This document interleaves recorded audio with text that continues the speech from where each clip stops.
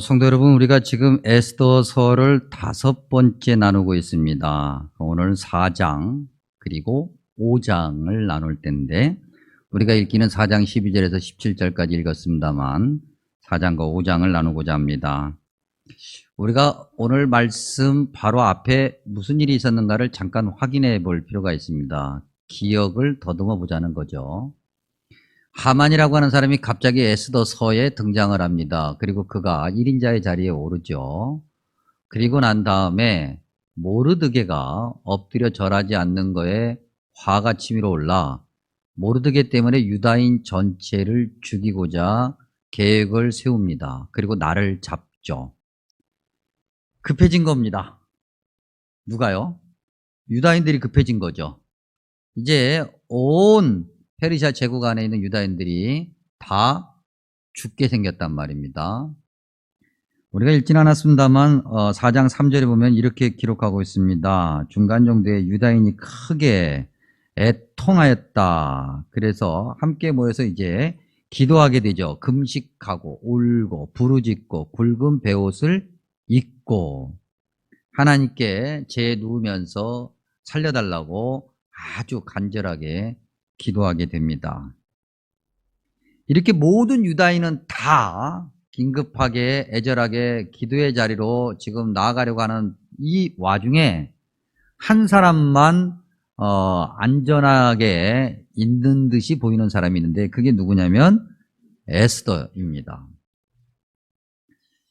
여러분, 이제부터 에스더에 대해서 좀 나눌 건데 가만히 생각해 보면 결론부터 말하면 누구라도 어떤 상황에 의해서 그것이 긍정적이든 부정적이든 공경에 처하면 공경에 처한 대로, 모든 것이 평안하면 평안한 대로 누구든지 간에 하나님의 백성으로서의 정체성을 잃어갈 가능성은 충분하다. 에스더, 처음에 그가 왕후가 되기 전에 모르드게 밑에서 잘 신앙교육을 받고 잘 자랐고 하나님께서 또 다른 은혜를 주신 것에 대해 감사하며 왕후가 되었습니다. 자, 왕후가 되어서 이제 생활하다 보니까 유다인들의 그런 어떤 삶과는 조금씩 무관한 삶을 살게 되죠. 그러다 보니 유다인들이 무슨 일을 겪고 있는지 모르는 그러한 삶을 살게 되었습니다. 모르드게가 너무 답답한 나머지 하닥이라고 하는, 어떻게 보면 왕후를 전담하는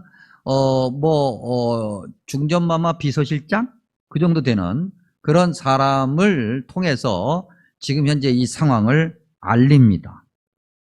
그러면 이제 기대하기는, 그래? 내 민족을 그렇게 했단 말이지? 하만이란 놈이 가만히 있어봐. 내가 당장이라도 왕에게 찾아가서 이야기를 얘기해서 이걸 한꺼번에 정리해야 되겠다 라고 할 만한데, 에스더의 반응은 의외였습니다. 자, 11절, 4장 11절 한번 보죠.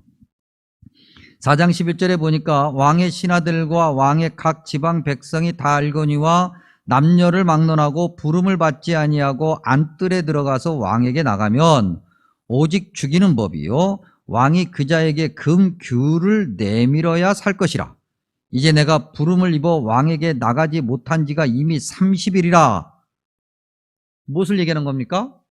왕이 부르지도 않았는데 득달같이 달려가면 지금 굉장히 긴박한 상황이잖아요. 그렇기 때문에 모르드게가 에스더에게 이렇게 해야 된다고 압력을 주고 있는데, 에스더가 그 얘기를 듣고 그래? 거기서는 후닥닥 달려가면 자기가 죽을 수 있다. 이게 왕의 법이다. 지극히 현실이잖아요. 지극히 현실이잖아요. 그래서 안 된다는 거죠. 에스더는 어쩌면 현실의 이야기를 했지만은 에스더 마음속에는 이미 하나님 백성 유다인이라고 하는 자기의 정체성이 희미해져 가고 있었던 거예요. 이런 이야기를 듣자 모르드게가 14절에 이야기합니다. 내가 만일 잠잠하여 말이 없으면, 뒤집어 얘기하면 에스더가 잠잠히 있고 싶다는 거거든요. 말하지 않겠다는 거거든요. 나를 건들지 말라는 거예요. 내가 할 수 있는 일이 없어. 봐, 현실이 이렇잖아. 솔직한 그의 마음이죠. 그리고 솔직한 현실이고, 점점 믿음이 약해져가는 에스더의 모습을 보게 됩니다. 여러분, 우리도 신앙생활 하다 보면 그렇지 않습니까? 현실이라는 이름 말이에요. 그거 얼마나 좋습니까? 현실이 이래요. 상황이 이래요. 그래서 내가 신앙생활을 열심히 할 수가 없다라고 우리가 말하잖아요. 우리가 분명히 하나님의 백성이고 하나님을 믿는 자임에도 불구하고 현실의 문제가 앞서서 우리 믿음이 당연히 해야 될 일들을 회피하게 되고 믿음의 정체성이, 영적 정체성이 나약해져 가는 것. 에스더에게도 예외가 아니었다. 근데 또 한편은 이해가 되기도 합니다. 에스더의 삶은 어땠을까? 자, 하루아침에 왕후가 되었습니다. 그러니 아주 이제는 함부로 누구도 접근하기가 어렵게 된 거죠. 그래서 아무리 모르드게라고 해도 왕후인 에스더에게 가려면 여러 관문을 거쳐야 되는 거예요. 단번에 갈 수가 없는 거죠. 역으로 에스더도 역시 마찬가지예요. 에스더가 한번 움직이려고 하면 수많은 경홀력이 따라가야 되고 수많은 것들을 살펴야 되고 아주 복잡하게 이를 데 없어요. 또 여러분, 궁중에서의 삶이란 것이 어떤 것이겠습니까? 정말 정치 권력을 어떻게든지 차지하려고 호시탐탐 노리는 사람들이 정말 널려 있고, 어떻게 보면 왕후의 그 자리를 한번 탈취해버리라고 생각하는 사람들이 가득 차 있고, 그렇게 맘 편하게 살 수 없는 곳이 바로 그곳이었었어요.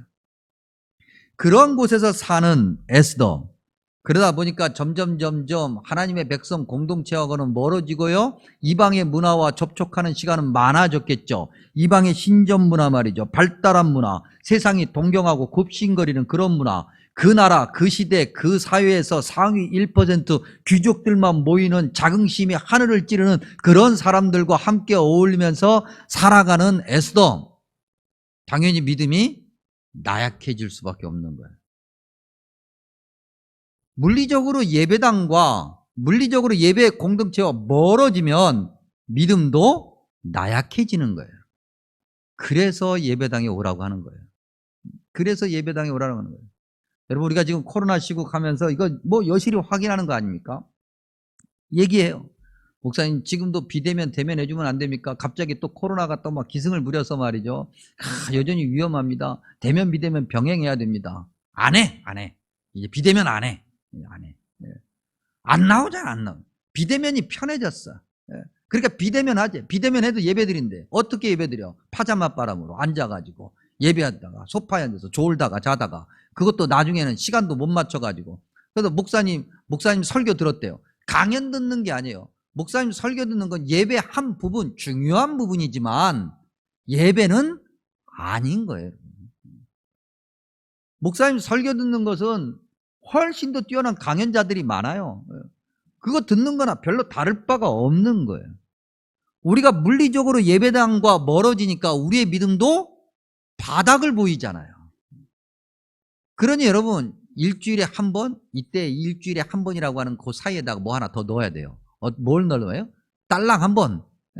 딸랑 한 번으로는 여러분 우리의 믿음이 커져가고 성숙한 열매를 맺는다고 기대하지 마십시오, 여러분.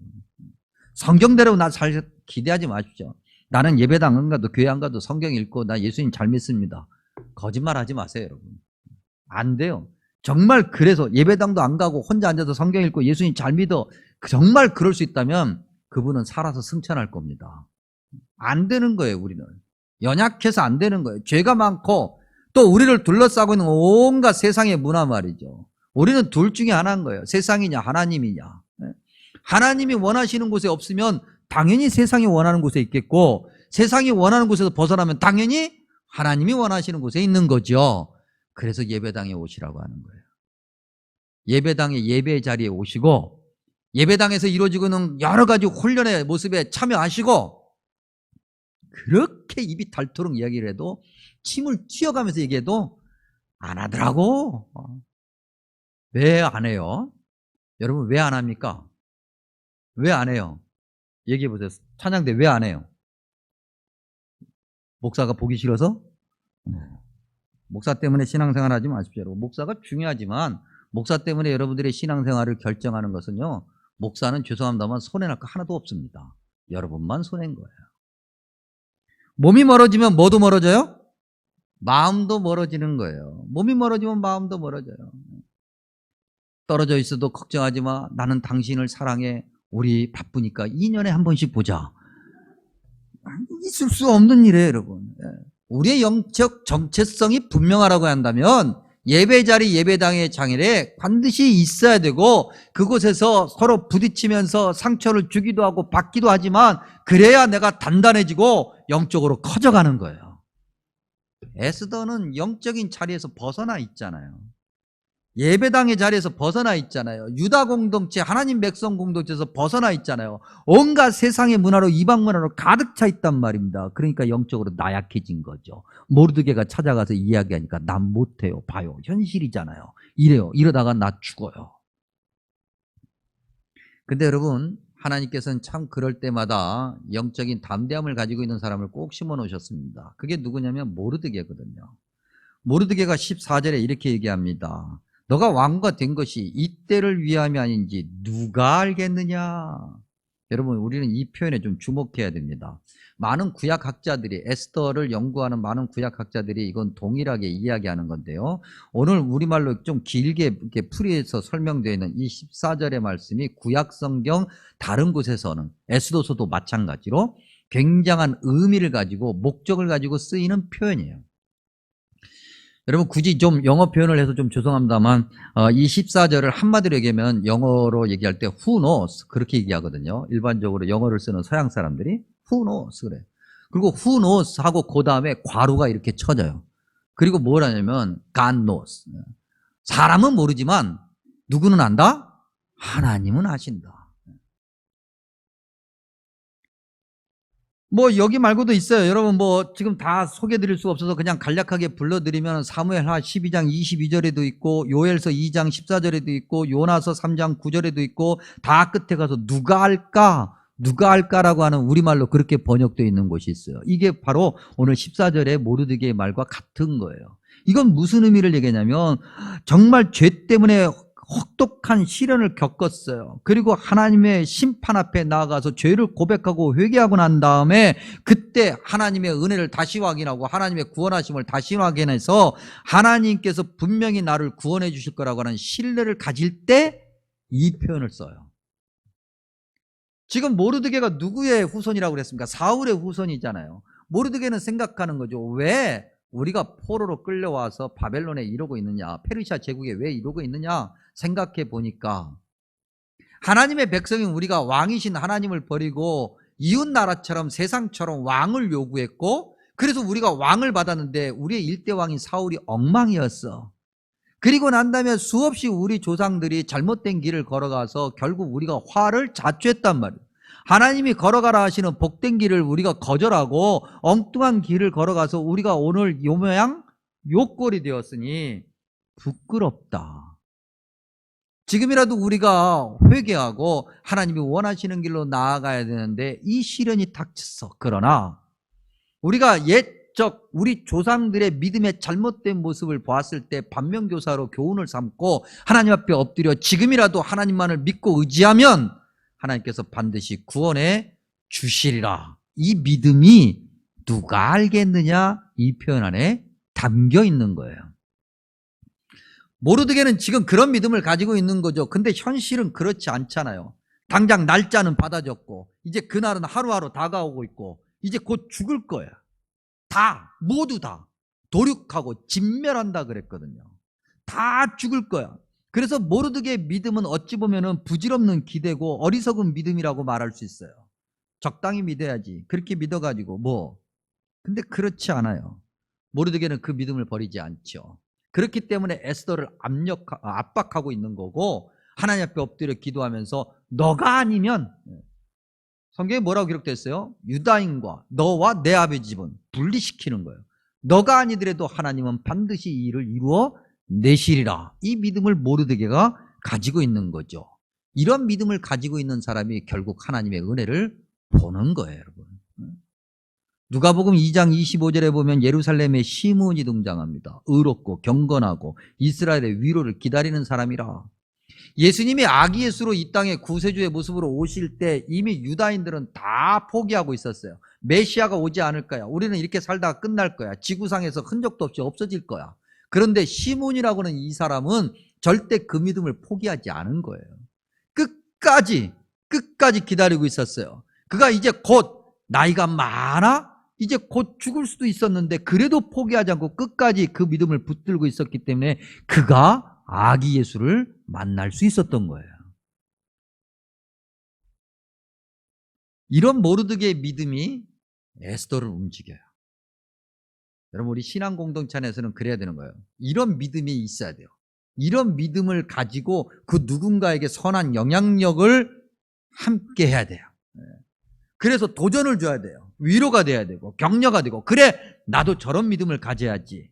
모르드게가 에스더에게 그런 영향을 끼치게 되고 에스더가 이제 흔들렸던 영적 정체성을 바로잡게 됩니다.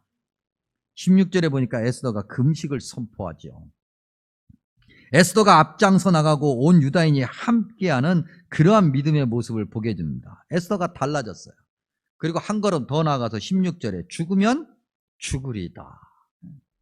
그리고 5장 1절과 2절에 가면 왕이 부르지도 않는데 4장 11절에서 분명히 죽는데 그래서 안 된다고 그랬던 에스더가 5장 1절과 2절에 가면 왕 앞에 그냥 나갑니다.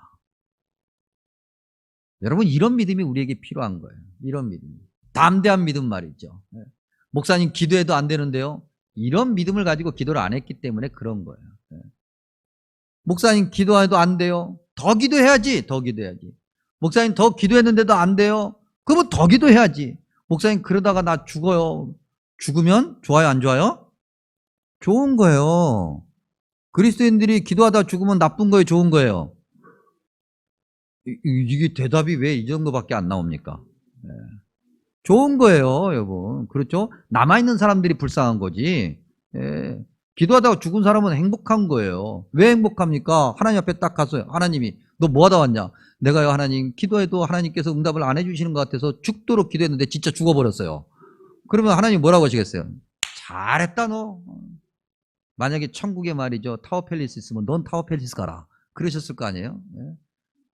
그런 정도의 믿음, 강한 믿음 말이죠.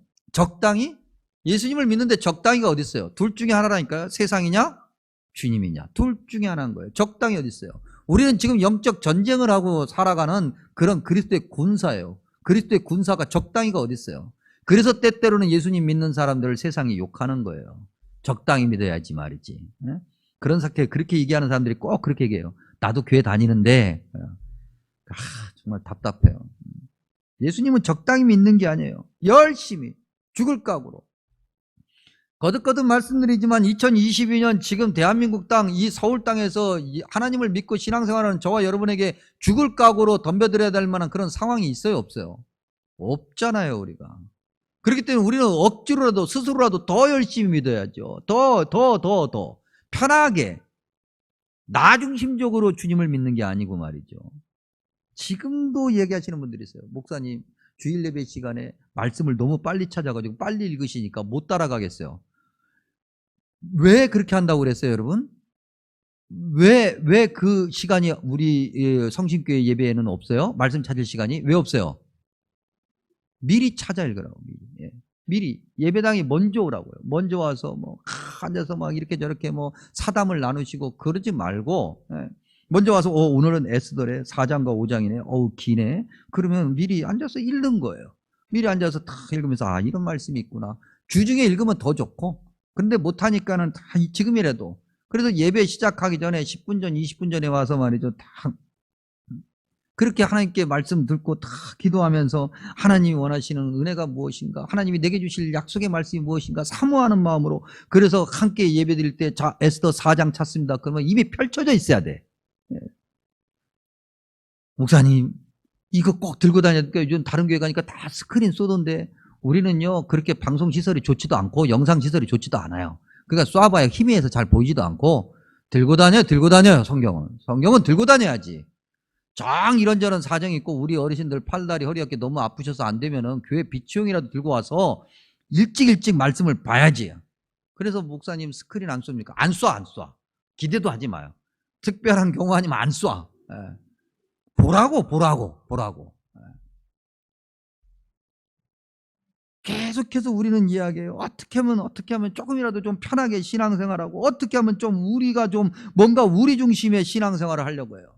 그러면 영적으로 성숙할 수가 없어요. 없어요. 죽으면 죽으리다. 여러분, 이 믿음이 꼭 에스더에만 있었던 건 아니잖아요. 우리가 너무나도 잘 알고 있는 다니엘서 3장 17절 18절. 다니엘의 세 친구들 말이죠. 다니엘은 말할 것도 없고 이 세 친구들이 말이죠, 하나님을 믿는 하나님의 백성이라는 정체성을 가지고 그렇게 세상과 맞서 싸우다가 이제 풀무불, 용광로죠. 용광로에 던져질 위기가 처해요. 우리가 너무나도 잘 알고 있는 말씀이죠. 그 용광로, 뜨거운 용광로 앞에서 이들이 주저했어요? 전혀 주저하지 않았어요. 그리고 뭐라고 얘기합니까? 우리가 그렇게 용광로에 던져져도 하나님께서 우리를 지켜주시리라. 이건 미친 거지. 이건 미친 거예요, 여러분. 근데 그렇게 믿어야 돼요. 예수님을 믿으려면 그렇게 믿어야 되는 거예요. 그리고 그 뒤에 뭐라 그래요?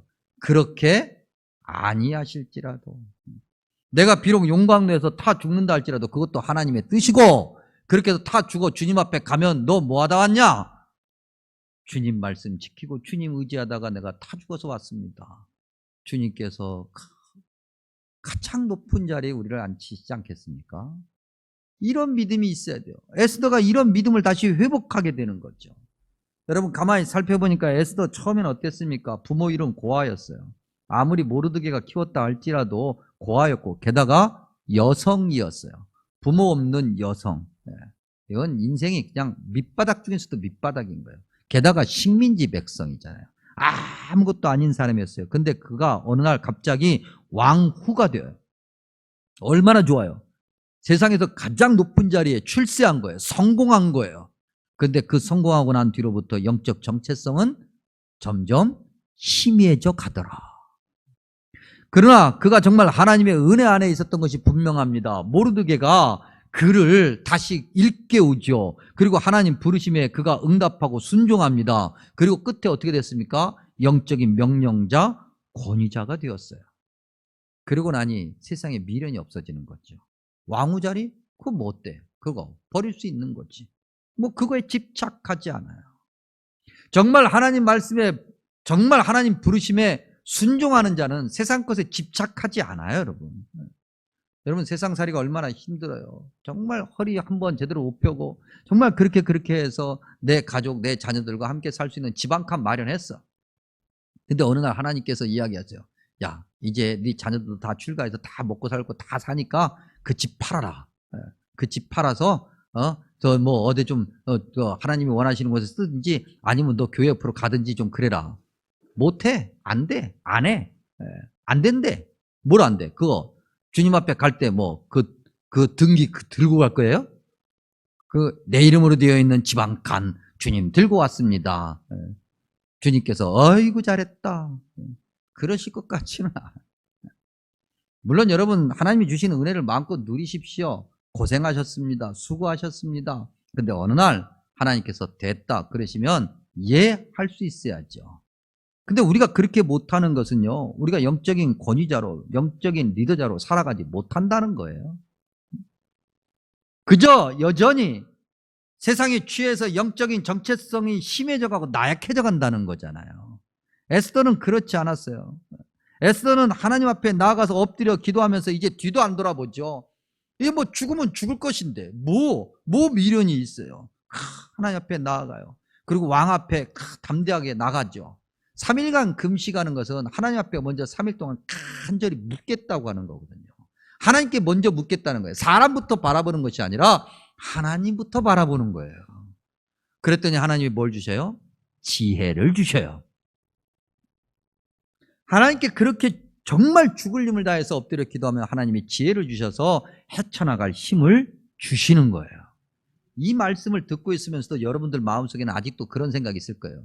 저 목사님이 성질이 못 돼서 저렇게 설교하는 거지. 여러분, 그러면 우리는 다 불쌍한 사람이에요. 우리가 그렇게 생각하면 다 불쌍한 사람이에요. 말씀에 기록되어 있는 은혜를 우리가 받아야 되는데 그렇지 않고 저 목사가 성질을 오늘도 단상에서 부리고 있네. 그러면 우리는 다 불쌍해요. 하나님 말씀을 전하는 목사도 불쌍하고 그 말씀을 듣고 있는 여러분들도 불쌍하고 다 불쌍해지는 거예요. 순종함으로 들으시기 바랍니다. 그랬더니 하나님이 지혜를 주셨더니 어떤 지혜냐면 에스더에게 하나님 말씀하신 거죠. 야, 잔치 베풀어, 잔치. 여러분 한번 생각해 보십시오. 에스더가 그 얘기를 딱 듣자마자, 모르드게에게 그 얘기를 듣자마자, 아 그래요? 내가 가만히 있지 않을게요. 내가 지금 왕의 굉장히 신임을 받고 있고 이쁨을 받고 있는데 내가 가면 왕이 나를 결코 무시하지 않을 거니까 내가 당장 이 밤에라도 가겠습니다. 그리고 왕에게 찾아갔다고 가정을 해봐요. 여러분, 하만이라는 사람이 바보는 아닌 거예요.